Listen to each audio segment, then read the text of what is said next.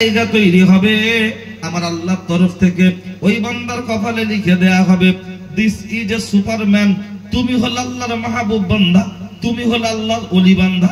আল্লাহর ওলি হতে গেলে আল্লাহর ওলির বোনাই হতে হয় না, ছেলে হতে হয় না, মামু হতে হয় না, খালু হতে হয় না। কোরআন সুন্নাহ অনুযায়ী নিজের জীবনটাকে যদি গঠন করা যায়, এক্স ওয়াই জেড, রিকশাওয়ালা হোক, টোটোওয়ালা হোক, চাষি হোক, যে কোনো ব্যক্তি আল্লাহর পিয়ারা বান্দা হতে পারে। এখন জিজ্ঞাসা হলো, মোবাইলের চিপে ভাইরাস ঢুকলে কম্পিউটার, গাড়ি খারাপ হলে গ্যারেজ, জামা ময়লা হলে লন্ড্রি ধোপার কাছে, অথবা সার্ভে ডুবিয়ে কাটতে হয়, সর্দি কাশি হলে হসপিটাল ডাক্তারখানায় ট্রিটমেন্ট করতে হয়। এই হৃৎপিণ্ড নামক যে কল, এই যে মেমোরি কার্ড, এর যে রোগগুলো আছে, পৃথিবীর কোন হসপিটালে গিয়ে এর ট্রিটমেন্ট করবে?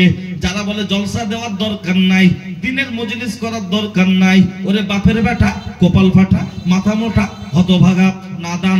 তোমার কাছে আমার জানতে মন চাইছে, জামা ময়লা হলে সার্ভে ডোবানোর প্রয়োজন হচ্ছে, আর গাড়ি খারাপ হলে গ্যারেজে দেওয়ার দরকার হচ্ছে, সর্দি কাশি হলে হসপিটাল ডাক্তারখানায় যাওয়ার দরকার হচ্ছে, আর হৃৎপিণ্ড নামক যে কল, এর যে রোগগুলো আছে, এর ট্রিটমেন্টটা করার জন্য ও তো চায়ের দোকানে বসলে হয় না, জুয়ার আসরে বসলে হয় না, ক্যারাম বোর্ড পেটালে হয় না, মোড়ের মাথায় বসে থাকলে হয় না। এর ট্রিটমেন্টের জন্য উল্লেখযোগ্য কয়েকটি জায়গা আছে, তার মধ্যে একটা হলো মসজিদ, আর একটা হলো মজলিস। একটা হলো মসজিদ, মসজিদ হলো বাইতুল্লাহ, আল্লাহর ঘর, আর একটা হলো মজলিস, যেখানে দিনের কথাবার্তা আলাপ আলোচনা হয়, সেই জায়গা। এখন আমার জানতে মন চাইছে, এর রোগগুলো কি? লক্ষ্য করলে দেখতে পাওয়া যায় অনেকগুলো রোগের মধ্যে একটি রোগ হলো যেটা আমার আল্লাহর কোরআন বললেন সেটা। ও ছেলেরা, ও নওজোয়ান যুবকেরা, এই হৃৎপিণ্ড নামক যে কল, এই যে মেমোরি কার্ড, অনেকগুলো রোগের মধ্যে একটি রোগ হলো যেটা আমার আল্লাহর কোরআন বললেন সেটা। আমার আল্লাহর কোরআন বললেন, কি বলেছেন? আমার আল্লাহর কোরআন বলেছেন, আকিমুস সালাহ ওয়া আতুজ যাকাত, তোমরা নামাজ কায়েম করো, পাশাপাশি যাকাত প্রদান করো। নামাজ রোজা কেউ কোনোদিন করো না খুব কাজা, যদি করো কাজা কবরে গেলে পেতে হবে সাজা। নামাজ রোজা ইমানদার মুসলমানের জন্য খুবই সোজা, কিন্তু দুঃখের সাথে বলতে হয় আজকের মসজিদগুলোতে বেশি নামাজ পড়ছে কারা? এই মুরব্বি বাপ চাচা যারা মসজিদগুলোতে নামাজ পড়ছে বেশি তারা, আর জনজন ছেলে যারা মসজিদে বেশি নামাজ পড়তে যায় না তারা। তাদের যদি হাতটা ধরে বলা হয়, ভাই চল না মসজিদে নামাজ পড়তে যাই, তখন বলছে, দাদু তোমার গাঁটে গাঁটে বাত, কোমরে কোমরে বাত, উঠতে গেলে লাঠি, বসতে গেলে মাটি, জীবনটা করতে হবে খাঁটি, কবরে গেলে জায়গা দেবে মাটি, মজবুত হবে ঘাটি। এখন তোমরা বলবে নামাজ নামাজ নামাজ, আমরা বলবো সমাজ সমাজ সমাজ, তোমরা বলবে ভাত ভাত ভাত, আমরা বলবো মদ মদ মদ। উঠতি বয়সে ফুর্তি করবো, ধরা পড়লে ধনঞ্জয়, না পড়লে ফুল এনজয়। আমাদের জন্য আবার নামাজটা কিসের? না না না না, নামাজের কথা যদি বারবার বলা হয়, তখন একদল মানুষ বলতে থাকে, ও সাদ্দাম হোসেন, আমাদের মসজিদের ইমাম সাহেব জুম্মার দিন যখন বক্তব্য করে, মাইক ধরলেই বলে, বাবা নামাজ পড়ো নামাজ পড়ো নামাজ পড়ো। তুমি আমজাদ ভাইয়ের ছেলে, তোমাকে দাওয়াত করে ডেকে আনা হয়েছে, তুমি এসে দেখছি বলছো নামাজ পড়ো নামাজ পড়ো। এছাড়া কি তোমরা অন্য কিছু আর পড়োনি? তোমরা কি জানো না? আর নামাজের এত গুরুত্ব বাস্তবসম্মত একটু উপস্থাপন করো। চলুন দেখে নেন, আপনার বাড়ির কাছাকাছি ক্যানিং স্টেশন, এদিকে হলো মালঞ্চ, ওদিকে হলো ঘটকপুকুর, কলকাতা, হাওড়া, শিয়ালদা, আপ টু ফুরফুরা শরীফ পর্যন্ত নয়, সারা পশ্চিম বাংলা তথা ভারতবর্ষ যত জায়গায় ঘুরবেন, হাজার হাজার পাগল দেখবেন, পাগলি দেখবেন, ফকির দেখবেন, রাস্তার ধারে শুয়ে আছে। আপনার কারো দুটো হাত কাটা, ও তো মুসলমানের ব্যাটা, কারোর মুখটা বেঁকা, কারোর নাকটা ওঠা, কারোর চোখটা ফাটা। আপনি হাজার হাজার পাগল পাগলি ফকির দেখতে পাবেন, কিন্তু একটা পাগল দেখাতে পারবেন, ফকির দেখাতে পারবেন? মাথা নেই অথচ বেঁচে আছে, ভিক্ষা করছে, এরকম কাউকে দেখাতে পারবেন? বলে এ তো পয়াকার বল। কেন? বলে আমজাদবাদ ছেলে, এ তো দেখছি ফুল পাগল, মাথা ছাড়া আবার কেউ কি বাঁচতে পারে? ঠিক বলেছেন, মাথা ছাড়া কেউ বাঁচতে পারে না, হ্যান্ডেল ছাড়া গাড়ি চলতে পারে না, স্টিয়ারিং ছাড়া চার চাকা চলতে পারে না। শরীয়তের মাথার নাম হলো নামাজ। নামাজ নামাজ নামাজ ছাড়া মুসলমান পরিচয় থাকতে পারে না, নামাজ ছাড়া মুসলমান পরিচয় থাকতে পারে না। আজকে সরকার যদি গরুর গোশার উপরে কোনো একটা আইন করে, তখন মুসলমানদের ভিতরে চচ্চর চচ্চর চচ্চর শুরু হয়, কিন্তু মসজিদে বিভিন্ন জায়গায় তালা মারা হচ্ছে, বিরুদ্ধে আমাদের কোনো উকোচাকা নাই। ওয়াকফ সম্পত্তি দখল করে নেওয়ার জন্য আজকে দিল্লির চাওয়ালা উঠে পড়ে লেগেছে, ওয়াকফ সম্পত্তি দখল করে নেবে, তাদের আন্ডারে নিয়ে নেবে, মসজিদ পরে ভেঙে দেওয়া হবে, কবরস্থান করে বিক্রি হয়ে যাবে। আপনার আমার বাপ দাদুরা, আমাদের পূর্বপুরুষ যারা ওয়াকফ সম্পত্তি ওয়াকফ করে গিয়েছে, আজকে তারা রাজত্ব করতে চাইছে। তার বেলা আমাদের কোনো উপজাগা নাই। আর গরুর গোশ যদি একটু বলে দেয় জবাই করা বন্ধ থাকবে, তখন মুসলমান মিছিল করতে শুরু করে। এর থেকে বড় দুর্ভাগ্য কি হতে পারে? কি আলোচনা অসুবিধা লাগছে নাকি? আমার শত্রু নেই তো, আমি এইভাবেই বলি, হ্যাঁ, ওই মলম বিক্রি বানা, ঠিক আছে। তাহলে মসজিদে তালা মারছে, আমাদের তখনও গাজালা করছে না, ওয়াকফ সম্পত্তির উপরে আঙুল তুলছে, গাজালা করছে না, সব করে করুক, গরুর গোশতটা খেটে দিক নাকি। আর এমনও মুসলমান আছে মসজিদে নামাজ পড়তে যায় না, কিন্তু 40,000 টাকা মাল কুরবানি দেয়। আর হাট থেকে এনে বলছে এ গেল মালটা কেমন হবে, চর্বি হেভি হবে না? মনে হচ্ছে ঈদের 1 সপ্তাহ আগে পাচার দিক দিয়ে কেটে ওর কষে দিলেও খেয়ে নেবে। হ্যাঁ, চর্বি কতটা হবে, ওজন কতটা হবে, সব অনুমান করছে। আরে কুরবানি দেওয়া ফরজ নয়, কিন্তু চাচা বছরে একবার কুরবানি দেওয়ার জন্য পুরো উঠে পড়ে লেগেছে। আর বাড়ির পাশে মসজিদ, 5 ওয়াক্তের আজানের কানে যাচ্ছে, তারপর ওর মাথায় ইবলিস শয়তান এত পেচ্ছাপ করেছে, ও চায়ের দোকানে বসে টেক্কার উপরে তুরুম মারছে, গোলামের উপরে সাহেব মারছে, অথচ একটা বারের জন্য মসজিদের কাতারে যাচ্ছে না, শুধু জুম্মার দিন যায়। বেই মরে গেছে, সকাল থেকে গিয়ে হাজির, জানাজা হবে আসর নামাজ বাদ, সবাই জোহর পড়ছে, আসর পড়ছে, ও বাপের বেটা, মাথা মোটা, কপাল ফাটা, ও বিড়ি চাঞ্চার বলছে এই বেটা মরে গেছে। জোহর পর আসর পর ওখানে জানা যায় না গেলে মানুষ খারাপ বলবে, সমাজ মেনটেন করতে গেছে, অথচ ফরজের বেলা কোনো হুঁশ থাকে না। এরকম মুসলমান আছে না নাই? একটা দুটো না, এই পাড়া সার্ভে করলে হ্যাঁ দেখা যাবে 50-50। শুধু এখানে নয়, সারা পশ্চিম বাংলা নয়, সারা ভারতের বিভিন্ন রাজ্য ঘুরছি, বাংলাদেশেরও কয়েকটা জেলা ঘুরছি, আর তাতে দেখছি কন্ডিশন সব একই। হ্যাঁ, বলে না গাছে ক্যান্সার হয়েছে, গাছে ক্যান্সার হয়নি, মুসলমানদের ইমানে ক্যান্সার হয়েছে। দেখি কতটা দেওয়া যায়। আসলে চাচার যদি জমি হয় আর ভাইপোর যদি ট্র্যাক্টর হয়, ফালে একটু চেপে মারার দরকার না? মাটি ভালো হবে, আর মাটি ভালো হলে চাষ ভালো হবে। তা যেহেতু আমজাদ ভাই, তাহলে ভাইয়ের ছেলে ভাইপো, তাহলে চাচার জমি আমি চষতে এসছি, ঠিক আছে, ওই জন্য 2 চাষ দেবো বাপ, ঠিক আছে। আর চারিদিকে আবার যদি সব লোক তোলা ফেলে দেয়, তারপরে কি ট্র্যাক্টর ঢুকতে পারবে? ওই জন্য একবার 2 চাষ দেবো, যাতে আর কোন রকম ভাবে ঘাস না হয়, ঠিক আছে। সবাই মিলে একটু তাকবীর দিয়ে দেখি, নারে তাকবীর। এতগুলো লোক, এর হাফ লোক থাকবে, আর কোন জায়গায় গন্ডগোল লেগে যাবে, আওয়াজ আসতে হবে না জোরে হবে? জোরে হবে। আর এতগুলো লোক বসে আছি, আমরা তো গন্ডগোল করার লোক না। হ্যাঁ, অন্তত একটু নড়ে চড়ে আল্লাহর নামে ধ্বনি দিয়ে এদিক ওদিক যারা আছে, ওরা মনে করবে সন্ধ্যাবেলা এখন কি লোক হয়েছে, অন্তত ওরা বুঝুক জোর বোনাইরা সব এখানে আছে, ঠিক আছে। অন্তত আওয়াজটা একটু শ্যাম ভাবে দি, আল্লাহ খুশি হবে, শয়তান পালাবে, আর ওদের কানের ধারে যাবে, ঠিক আছে। আর একবার আল্লাহর নামে ধ্বনি, নারে তাকবীর। হ্যাঁ, আমরা পান্তা খাওয়ার লোক, আমরা কি শহরের লোক নাকি? চা খাই, ঠিক আছে, পান্তা খাওয়ার আগে তাহলে পরে হাঁটতে ঘুরে যেতে পান্তা দেন, পান্তা খাওয়া 15 টাকা চা খেলে বাড়াবা। হ্যাঁ বলছে, আর এদিকে বলছে গ্যাস হচ্ছে, ঠিক আছে, অসুবিধা নেই, গ্যাসের ওষুধ আছে, দিচ্ছি। ও ছেলেরা, মানে জুয়ান যুবকেরা, তাহলে নামাজ আগে না, কুরবানি আগে আমরা পাগল হয়ে ঘুরছি। অথচ লক্ষ্য করলে দেখতে পাওয়া যায়, তোমার কুরবানি কোনো কাজে আসবে না যদি তোমার নামাজ না থাকে। আজকের আমরা নামাজের জন্য অত তাড়াহুড়ো নেই, কিন্তু কুরবানি দেওয়ার জন্য ব্যস্ত। এমনও মানুষ আছে দেখবেন কুরবানির আগে ফ্রিজ কিনে, আবার বোধ জিজ্ঞাসা করছে ক কেজি মাল ধরবে, তার মানে ও কারণ না দে সব এক গ্রামের দিলে ভালো হয় না, ঠিক আছে। আর এদিকে বলছে কাল গরু কুরবানিতে গোশ বেশি হলো, তা গ্রামে দুটো সাদা সিধে লোক বলছে যার হারামের টাকা বেশি তার গোশত তো বেশি। হিসাব তো তাই, গরিব মানুষ খেটে খুটে খায়, দুজন তিনজন মিলে একটা 15-20 হাজার টাকার একটা গরু দেয়, কি ঠিক কি না? আর তোমার আছে লোকের হক মারার টাকা 30,000 একলাই দেবে, হ্যাঁ ও 62 রেকর্ড খুললে বলা যাবে কি করেছে। কিন্তু এখন টাকা হয়ে গেছে, লোক সব বলছে দাদা দাদা, জানলে উল্টো পাল্টা বললি পরে তো টেনে দেবে।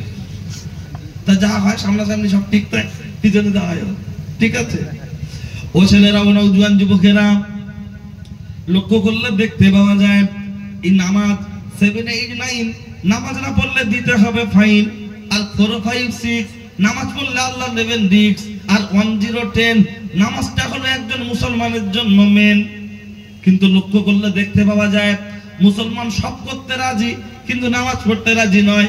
এই রবিউল আউয়াল মাস চলে গেছে, প্রত্যেকটা পাড়ায় পাড়ায় 150 কেজি 200 কেজি 100 কেজি মাল রান্না হয়েছে না হয়নি। খালি বলছে বেশি রাত করা যাবে না, নাকি? খালি বলছে রাত করা যাবে না, সকাল সকাল শেষ করতে হবে। বলছে কটা? বলছে খুব জোর 11টা। বাচ্চা কাচ্চা ঘুমিয়ে পড়বে। অথচ জলসা শোনার সময় লোক বসে আছে কজন? 150। আর খাওয়ার আইটেম হয়েছে 900। কথা ঠিক না ভুল? প্রায় দেখবেন এলাকায় খাওয়া দাওয়ার প্রতিযোগিতা চলছে, চলুক, অসুবিধা নাই। কিন্তু পেটটা হয়ে, আমাদের পেট হয়ে গেছে খাজা বাবার ডেক, আমাদের পেট হয়ে গেছে যেন ইন্ডিয়ার গেট। লক্ষ্য করলে দেখতে পাওয়া যায় ও ছেলেরা, ও নওজোয়ান যুবকেরা, এই নামাজ নামাজ শুধু তাই নয়, নামাজের কথা যদি বারবার বলা হয়, লক্ষ্য করলে দেখতে পাওয়া যায় গ্রামের ভিতরে এমনও কিছু মানুষ রয়েছে 5 ওয়াক্ত নামাজ পড়ছে, বেনামাজিদের এমন বক্তব্য। ও সাদ্দাম হোসেন, এমন মানুষ আছে 5 ওয়াক্ত নামাজ পড়ছে, তার মধ্যে কিছু মানুষ এমন আছে লোকের জমি হক ফাঁকি দিয়ে নিজের নামে ভিতরে ভিতরে রেকর্ড করে নিচ্ছে। অথচ লক্ষ্য করলে দেখতে পাওয়া যায় হাতে তসবিহ নিয়ে গপ গপ গপ গপ গপ গপ করে টিপছে, তসবিহ ফেলে না, কপাল ঘষে ঘষে কালো দাগ হয়ে যাচ্ছে। অথচ খবর নাও, একজনের জায়গা ফাঁকি দিয়ে নিজের নামে রেকর্ড করছে। আমরা চায়ের দোকানে বসে জুয়া খেলতে পারি, নামাজ না পড়তে পারি, ওদের থেকে আমরা ভালো আছি। শুধু তাই নয়, এমনও বাড়ি আছে লক্ষ্য করলে দেখতে পাওয়া যায় ছেলে 5 ওয়াক্ত নামাজ পড়ছে, মসজিদের সেক্রেটারি সেজেছে। অথচ লক্ষ্য করলে দেখতে পাওয়া যায় নিজের বাপের সাথে আলাপ করে না, মাকে ভাত দেয় না, অথচ শাশুড়িকে নিয়ে আজমিরে যাচ্ছে। এরকম শুকনো বেঈমান আছে না নাই? আজমিরে যাচ্ছে 30,000 টাকা খরচা করে, ঘুরে আসে জিয়া এটা সেটা করে, অথচ বাপের 5,000 টাকা সারা বছর ওষুধ কিনে দেয় না। হুজুরের হাতে হাত দিয়ে মোসাফা করছে, পরে আসছে কথা, একদম ধোলাই চলবে, কারণ যা আছে কপালে হয়ে যাবে সকালে। ছেঁড়া কাটা বগলে একাধিকবার আশেপাশে থেকে দাওয়াত করার জন্য চেষ্টা করেছে, ডেট দিতে পারিনি। ভাগ্যের চক্রে আজকের মিলে গেছে, ওই জন্য আজকের সব জায়গায় মিলিয়ে একসঙ্গে ট্রিটমেন্ট একটু করোনার মতো হবে, কোনো সমস্যা নাই।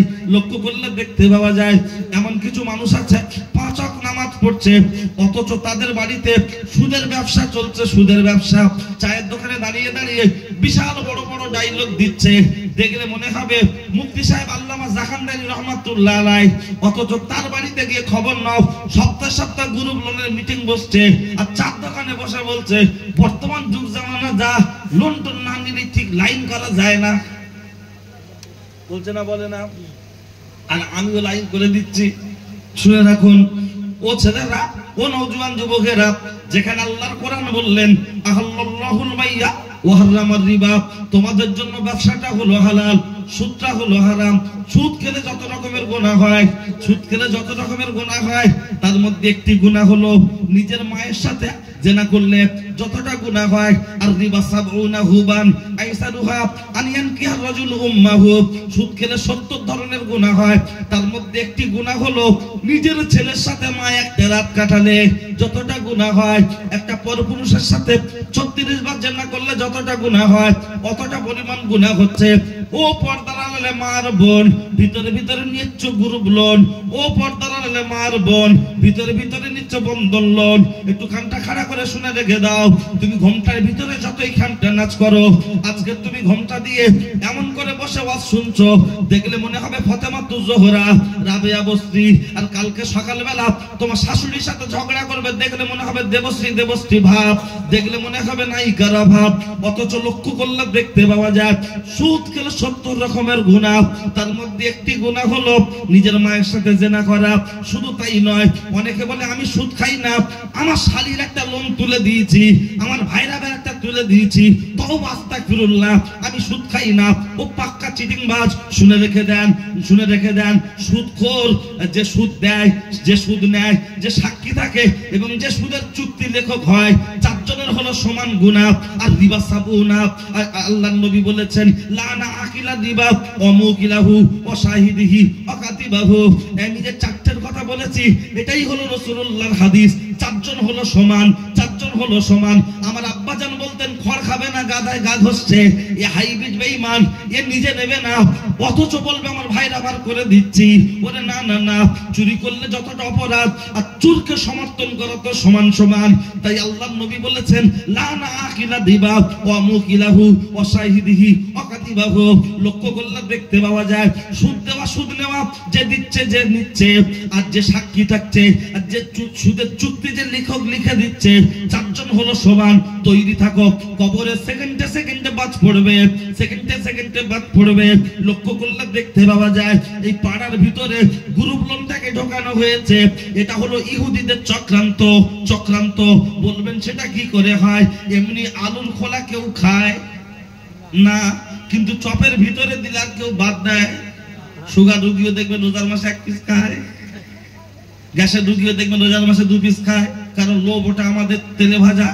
লক্ষ্য করলে দেখতে পাওয়া যায় আজ থেকে 30 বছর আগে ব্যাংক থেকে লোন দিত। এই যে মুরব্বীরা বসে আছেন, এখন চুলদাড়ি পেকে গেছে, ওনারা যখন ইয়াং তখনও ব্যাংক থেকে লোন দেয়া হতো। আমাদের বাচ্চাদের টাকা ছিল না, ব্যাংকের ধারে কাছে যেত না।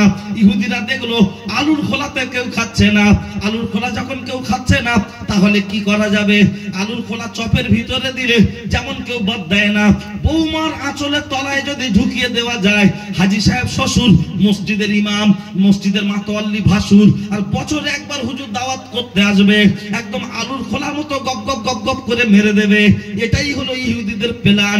লক্ষ্য করলে দেখতে পাওয়া যায় গ্রামের ভিতরে যদি কারেন্ট অফ করতে হয়, প্রত্যেকের বাড়ি গিয়ে মেন ফেলা সম্ভব নয়। ট্রান্সমিটার যদি ফিউজ কেটে দেওয়া যায়, অন্ধকার হবে কি হবে না? ওরা দেখলো প্রত্যেকের আলাদা আলাদা করে ইমাম নষ্ট করব কি করে?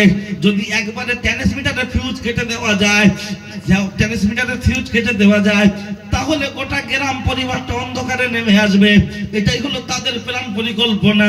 বোঝানোর জন্য লক্ষ্য করলে দেখতে পাওয়া যায় এই পাড়ার ভিতরে ভিতরে কিছু মহিলা এসে বলছে, এবু তোর হাতে এটা কি? তোর হাতে এটা কি? বলছে সিটি গোল্ডে। বলছে এখনো সিটি গোল্ডে হাত দিচ্ছি। বলছে কোথায় পাবো? তোর ভাই টোটো চালায়। বলছে আমাদের সাথে গ্রুপে ঢোক, লোন নিবি, সপ্তাহে সপ্তাহে টাকা দিবি, 200 টাকা করে দিতে পারবি না, 300 টাকা করে দিতে পারবি না। তা বলছে কোথায় পাবো? এই যে কথাটা ওর মাথায় ঢুকিয়ে দিল। মেয়েদের 2 তলা বাড়ি সহাবেন, কিচ্ছু না, মাটির বাড়ি সহাবেন, কোনো সমস্যা নেই, কিন্তু সোনা গহনা যদি স্বামী না দিতে পারে, তখন বলে তোমার সংসার করে আমার জীবনটা পুরো মাটি হয়ে গেছে। এখনকার, আগেকার মেয়েরা অত বলতো না, এখনকার ও আসছি আগে আর পরে, ওটা পরে ব্যাখ্যায় আসবে। বক্তব্য ধ্যান দিয়ে যেমন শুনছেন, ইনশাল্লাহ নিয়ে বাড়ি যাবেন। দুটো কথা শুনুন। এই যে পাড়ায় পাড়ায় যে মেয়েগুলো এসে বোঝাচ্ছে, যে স্যার এসে বোঝাচ্ছে, এর ইবলিসের সাথে এদের সম্পর্ক আছে, ইবলিসের অনুকরণ করছে। বলবেন প্রমাণ দিতে পারবেন? ইবলিসের কথা এদের মুখ থেকে ফাঁস হচ্ছে। বলবেন তা কি করে? জেন ধরেছে আমার বোন, আমার স্ত্রীর নাম মনে করেন আয়েশা বিবি, কিন্তু হঠাৎ বলতে ছেড়ে দাও, আমি চলে যাবো। কোথায় যাবি? বলছে বাঁশবাগান। তোর নাম কি? বলছে গোপাল। কিন্তু বলছে কে? আয়েশা বিবি। তো কি আয়েশা না, ও জেন ধরেছে। জেন বলছে তা আমাদের বাড়ির ফতে ও কাঁদছে পথে পথে, ওই ইবলিস ভর করেছে, তাই বলছে আমাদের বাড়ির বউটা বলছে না লন্ঠন হারাম লবো না, বলছে কে বলেছে? বলছে কেন আমাদের মসজিদের ইমাম সাহেব আমজাদ মাওলানার ক্যাসেট হয়, বলেছে সুদ হারাম। বলছে মলি সাহেবদের কথা বাদ দাও, ওদের সব কথা মানলে চলতে পারবে না, ওদের কথা বাদ দাও। কথাটা মনে রাখেন, ইবলিসের কথার সাথে একটু মেলাচ্ছি, এখান থেকে একটু খেয়াল করুন। বলবেন কি কথা? এই পাশে কারা এত ডিস্টার্ব করছে? এই বাচ্চারা, এই